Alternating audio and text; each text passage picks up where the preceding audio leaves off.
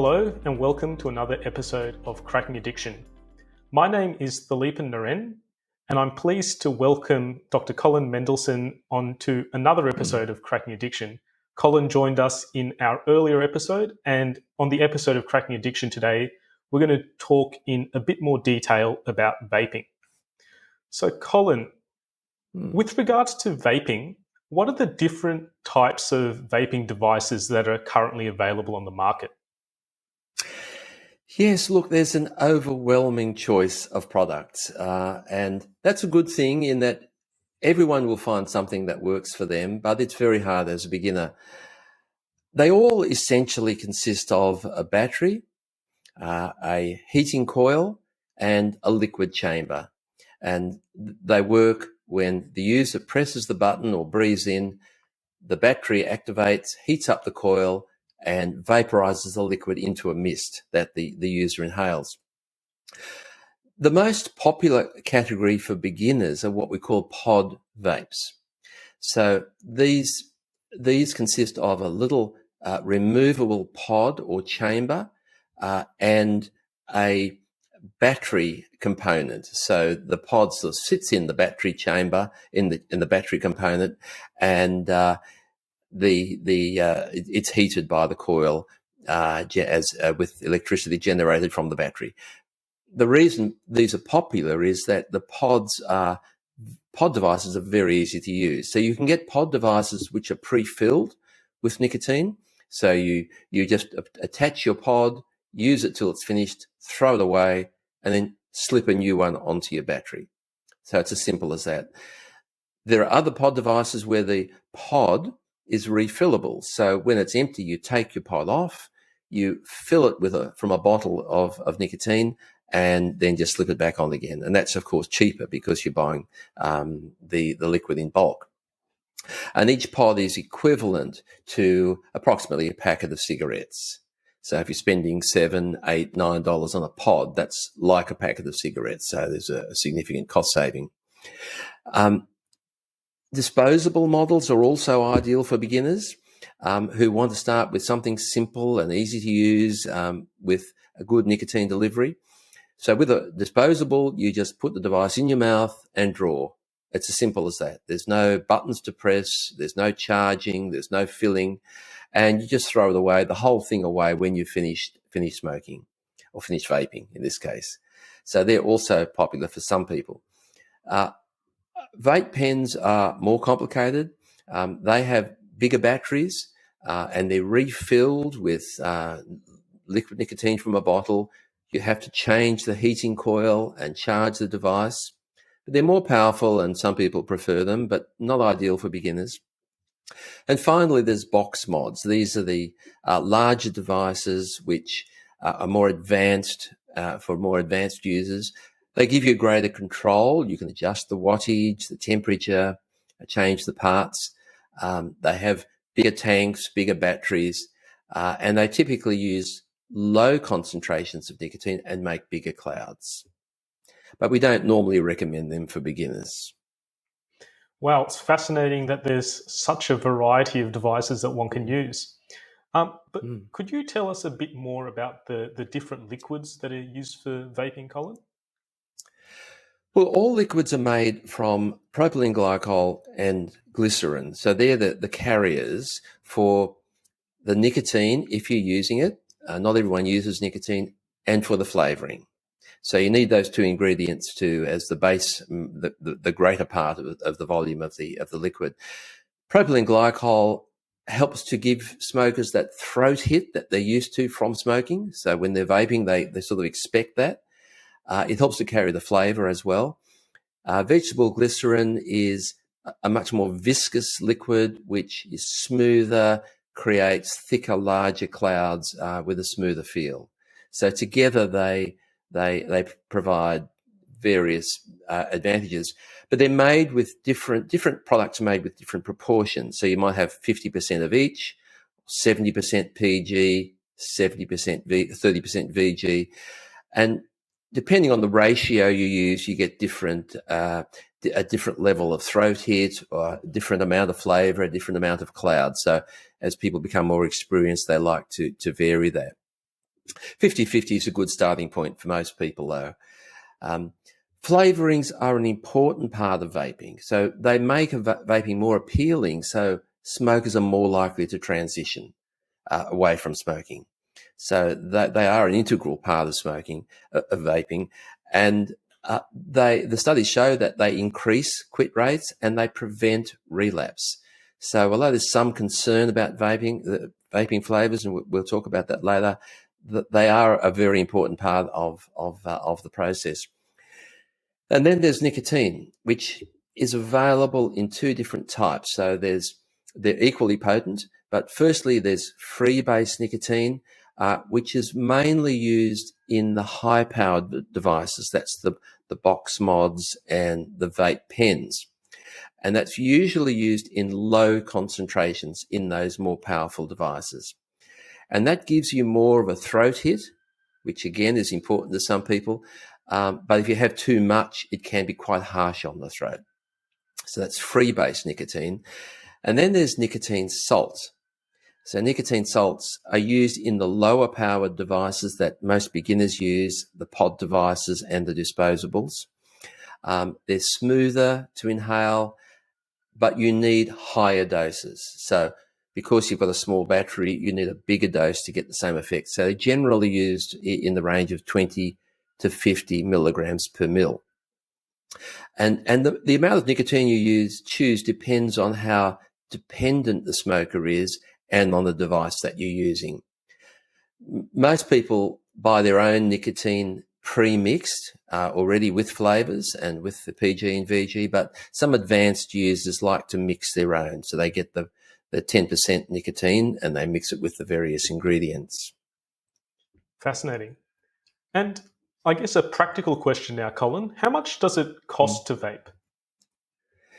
Yes, look, Australia has the most expensive cigarettes in the world. A 20 cigarette a day smoker spends about $12,500 on the current retail prices per year, which is a huge impost for people on low incomes and lower socioeconomic groups, which are our biggest smoking group. And this can cause huge financial stress. So vaping is a boon to these people.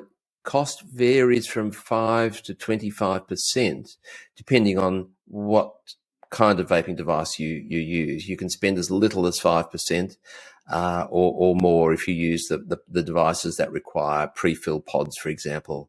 But overall, it's a huge saving. Absolutely. And where can people buy these vaping products? Yes, look, there's, I guess, two different parts to this question. One is the hardware, and it's best to buy the hardware from one of the brick and mortar vape shops in Australia. There's about 130 of them around Australia.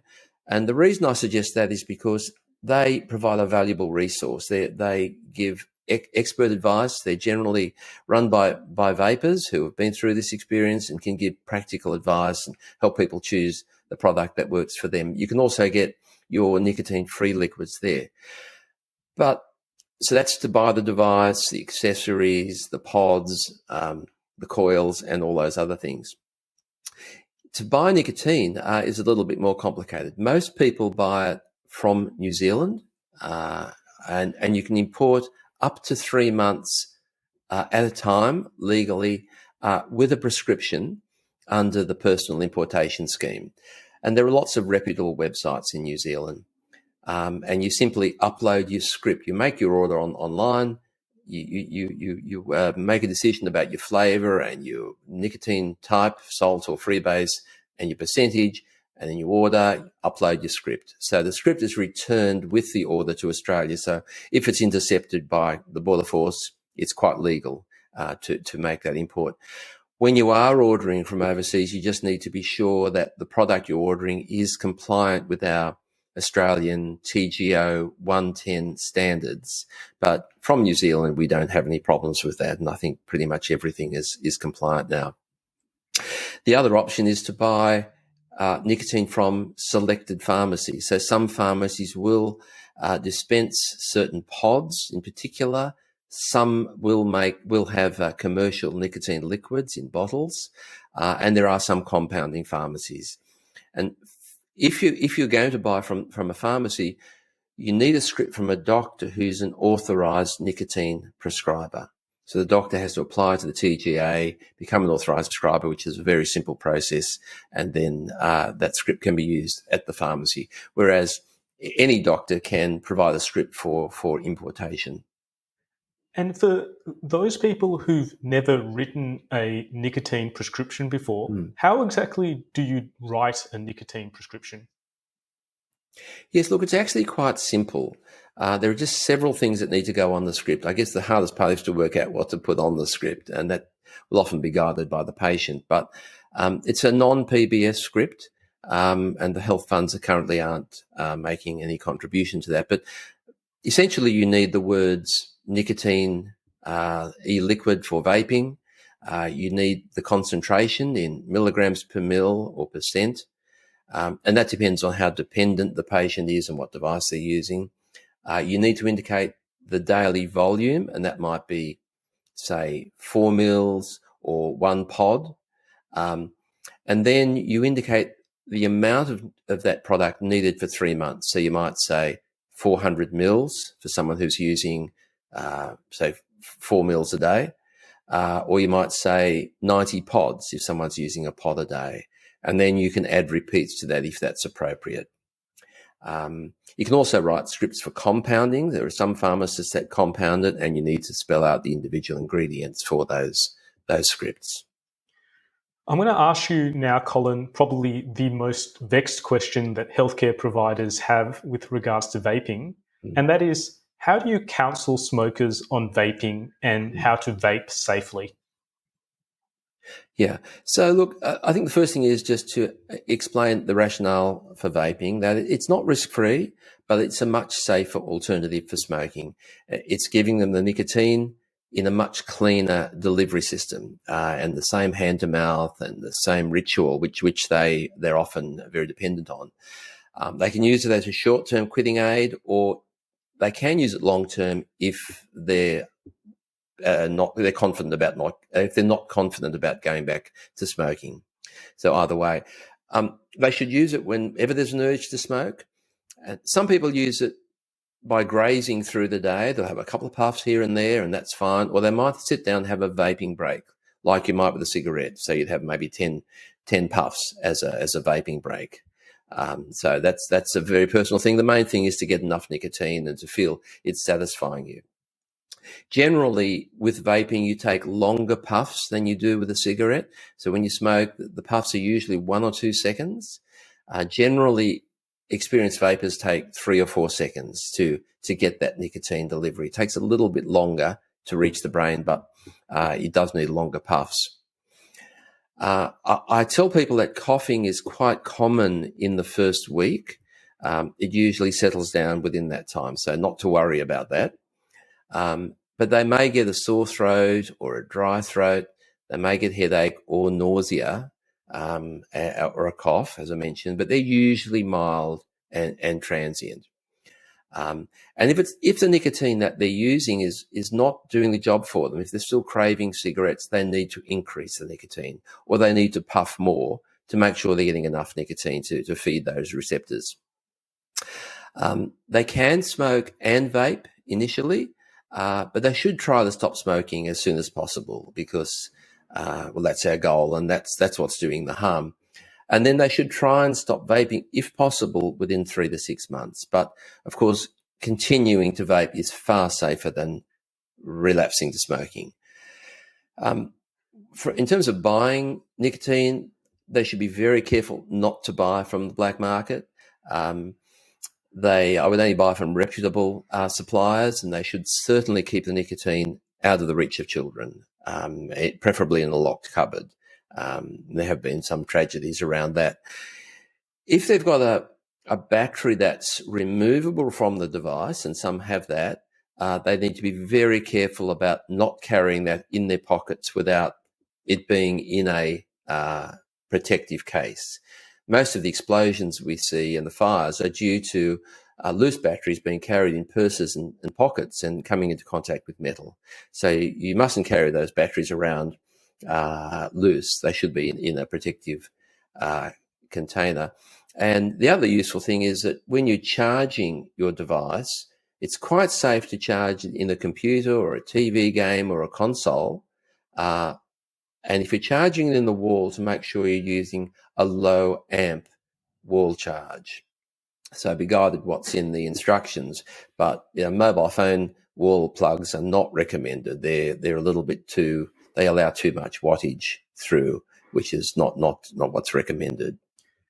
Thank you, Colin, for that very comprehensive answer. And in the episode of Cracking Addiction today, we've gone through the actual practicalities of how to instruct and inform our patients on vaping and deal with the practical matters regarding vaping. So it's been another episode with a lot of information. Thank you for your attention, and bye for now.